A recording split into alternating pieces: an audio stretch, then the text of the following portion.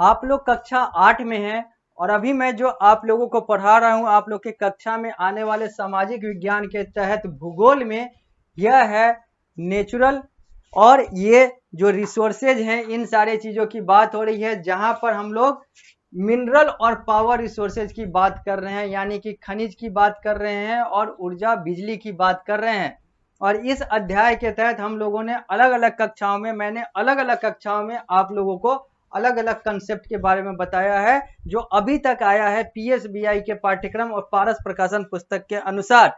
अभी हम लोग आगे बढ़ेंगे इस कक्षा के माध्यम से और उन सारे चीजों को देखते चलेंगे जो और हम लोगों को इस अध्याय में पढ़ने हैं। मैं आप लोगों को उन सारी चीजों को पढ़ाऊंगा, बताऊंगा। अभी जो आप लोगों को सामने यह दिख रहा है यह पृष्ठ संख्या 27 है, पारस प्रकाशन पुस्तक का। स्मार्ट बोर्ड के माध्यम से पारस प्रकाशन पुस्तक का सॉफ्ट कॉपी आप लोगों को दिख रहा है। हार्ड कॉपी के तौर पर आपके पास पुस्तक है, आप उसमें देख सकते हैं। अगर पुस्तक नहीं है तो आप पुस्तक ले लें। अब हम लोग पिछली कक्षा में जहां पर हम लोग पेट्रोलियम की बात कर रहे थे, यानी कि मिनरल ऑयल की बात कर रहे थे, अब उसी अध्याय को अब इस कक्षा के माध्यम से आगे बढ़ाते हैं और बात करते हैं आगे की। तो लिखा हुआ है, it is also called black gold and liquid gold as is highly valuable. जो कोयला जो पेट्रोलियम है इसको ब्लैक गोल्ड भी, यानी कि मिनरल ऑयल को हम लोग ब्लैक गोल्ड भी कहते हैं, काला सोना भी कहते हैं, या फिर लिक्विड गोल्ड द्रव्य सोना भी कहते हैं, क्योंककि सोना का वैल्यू जो है बहुत ज्यादा होता है। सोने का मतलब ही होता है वैल्यू बहुत ज्यादा। तो इसको ब्लैक गोल्ड और लिक्विड गोल्ड इसलिए कहा जाता है क्योंकि इसकी वैल्यू जो है, इसकी जो उपयोगिता है, इसका जो मार्केट वैल्यू है, इसका जो आर्थिक वैल्यू है, इसका जो सामाजिक वैल्यू है बहुत ज्यादा है पेट्रोलियम का। और चूंकि यह काले रंग का होता है इसलिए ब्लैक गोल्ड, चूंकि यह लिक्विड फॉर्म में होता है, द्रव्य में होता है, तो ये liquid gold. The world leader in production of petroleum are, अगर हम पेट्रोलियम के प्रोडक्शन में अगर देशों की बात करें जो सबसे ज्यादा उत्पादन करता है तो इराक, ईरान, सऊदी अरब और कतर का नाम आता है। ये सब गल्फ देश हैं, खाड़ी देश हैं।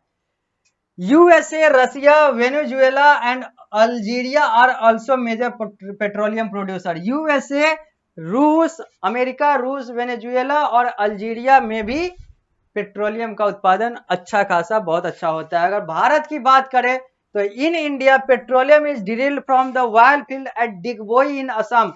असम के डिगबोई में, मुंबई के मुंबई हाई में और Krishna delta of Krishna Godavari river में, यहां पर किस चीज का, तो पेट्रोलियम का ड्रिलिंग होता है, यहाँ पे पेट्रोलियम का प्रोसेसिंग होता है, यहाँ पे पेट्रोलियम का प्रोडक्शन किया जाता है। अब हम लोग पृष्ठ संख्या 28 पर आते हैं और अब हम लोग mineral oil, natural oil, petroleum से आगे बढ़ते हुए बात करते हैं नेचुरल गैस का।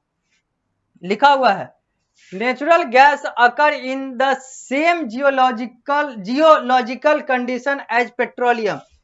वैसा कंडीशन, वैसा अवस्था जैसे में पेट्रोलियम का उत्पादन होता है, प्रोडक्शन होता है, वैसे ही में नेचुरल गैस यानी कि प्राकृतिक गैस का भी होता है। इसका भी जियोलॉजिकल कंडीशन सेम होता है। Some well yield natural gas only in large quantity. कुछ ही कुएं हैं जहां पर नेचुरल गैस जो है वो लार्ज क्वांटिटी में पाया जाता है, नेचुरल गैस जो है वो लार्ज क्वांटिटी में प्रोड्यूस होता है। This has to be purified before it can be used for industrial purpose. औद्योगिक प्रयोग से पहले इस नेचुरल गैस को प्यूरिफाई किया जाता है, शुद्ध किया जाता है। It consist mainly of methane and butane gas. इसमें मुख्यतः मीथेन और ब्यूटेन गैस होता है। It is use for domestic purpose as LPG, घर के cylinder, liquidified petroleum gas LPG और कंप्रेस्ड नेचुरल गैस सीएनजी के तौर पर भी इसका प्रयोग होता है। सीएनजी जो है वो बेसिकली ट्रांसपोर्ट यानी कि यातायात में ज्यादा प्रयोग होता है। ये सब नेचुरल गैस है। It is also use in fertiliser industry as a raw material. Fertiliser industry में यानी कि जो फर्टिलाइजर का जो उद्योग है वहां पर भी ये रॉ मटेरियल के तौर पर प्रयोग किया जाता है, कच्चा माल के तौर पर। It is often cheaper than electricity. यह बिजली की तुलना में सस्ता होता है। The United State has the world's largest reserve of natural gas. America जो है दुनिया का सबसे बड़ा देश है नेचुरल गैस के उत्पादन कहें या फिर उसके उपस्थिति की बात करें तो सबसे ज्यादा जो नेचुरल गैस है वो अमेरिका के पास है। Russia and Europe are other gas producing nation. Russia और जो यूरोप है ये और भी अलग अलग जगह है जहां पर गैस का प्रोडक्शन होता है। यहाँ पर यूरोप के बारे में भी नेशन लिखा हुआ है, जबकि यूरोप जो है एक महादेश है और रसिया जो है एक नेशन है, एक देश है, तो थोड़ा सा मिसप्रिंट है। यूरोप जो है वहां पर और भी बहुत सारे देश है। यूरोप महादेश का नाम है, रसिया जो है वो देश का नाम है। यहाँ पर यूरोप की जगह पर ब्रिटेन लिखा जाता तो ज्यादा बेहतर रहता। बाकी आप समझ लें कि यूरोप यानी कि महादेश और रसिया देश में भी नेचुरल गैस का बहुत अच्छा खासा प्रोडक्शन होता है, लेकिन इसका जो लीडर है यानी कि सबसे ज्यादा जो होता है प्रोडक्शन वो अमेरिका में होता है। अब हम लोग बात करेंगे हाइड्रो इलेक्ट्रिक पावर का, यानी कि हाइड्रो का मतलब होता है पानी, और पानी से बिजली निकलने वाला जो अब स्रोत है, अब उसकी बात करेंगे। इस चित्र में देखा जा सकता है ये भाखड़ा नंगल डैम है जो कि भारत में है और ये हाइड्रो इलेक्ट्रिक पावर का एक उदाहरण है। जबकि ये ऑफ शोर platform oil and natural gas है, जहां पर ये एक ऐसा प्लेटफॉर्म है जहां पर ऑयल और नेचुरल गैस को निकाला जा रहा है। इस चित्र में आप लोग देख सकते हैं। तो ये भाखड़ा नंगल डैम है जो हाइड्रो इलेक्ट्रिक पावर के तौर पर उदाहरण के रूप में यहाँ पर चित्र के माध्यम से दिखाया गया है। तो अब बात करते हैं पानी वाला। अब हम लोगों ने देख लिया गैस, नेचुरल गैस की भी बात कर ली, हम लोगों ने मिनरल ऑयल की भी बात कर ली, हम लोगों ने कोयले की भी बात कर ली। अब बात की जाएगी हाइड्रो इलेक्ट्रिक पावर का। The force of flowing water has been harnessed since long for grinding grain and for generating hydro electricity. ये जो पानी है, पानी का जो दबाव है, पानी का जो बहाव है, पानी का जो ताप है, पानी का जो दाब है, ये बहुत लंबे समय से, बहुत समय से यूज हो रहा है। चाहे वो फसलों की बात करें, चाहे वो बिजली को जनरेट करने की बात करें, यानी कि पानी से बिजली निकालना हो या फिर पानी से बाकी फसलों का कार्य करना हो, ये सब जो है बड़े लंबे समय से चल रहा है। It is a clean, non-polluting source which give electricity at a much cheaper cost than other source.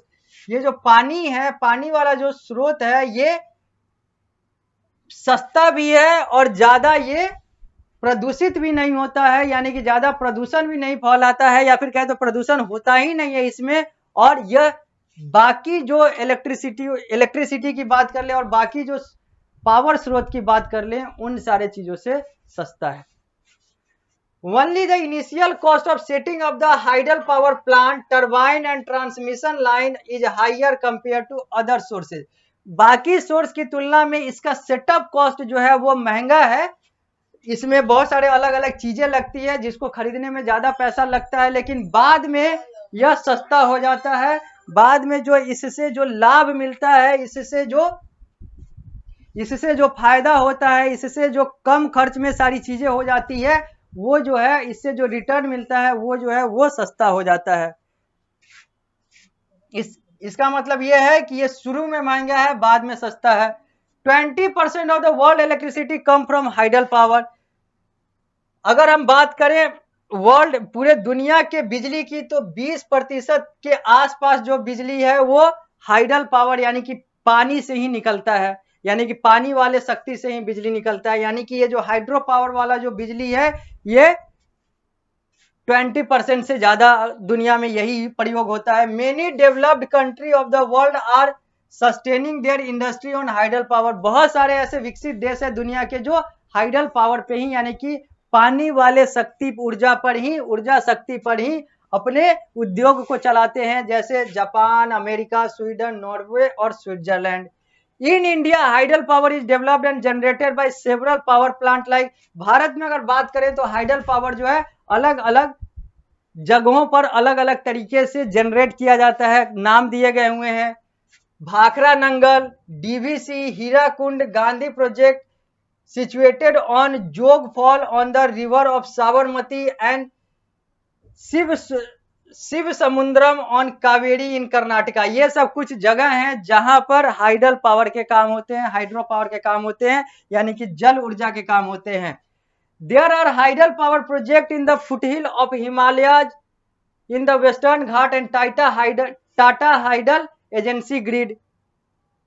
यहां पर लिखा हुआ है कि there are hydel power project in foothill of Himalaya, Himalaya के फुटहिल में भी, यानी कि हिमालय की बात करें तो वहां पर भी हाइडल पावर प्रोजेक्ट चल रहे हैं, वहां पर भी हाइडल पावर प्रोजेक्ट है।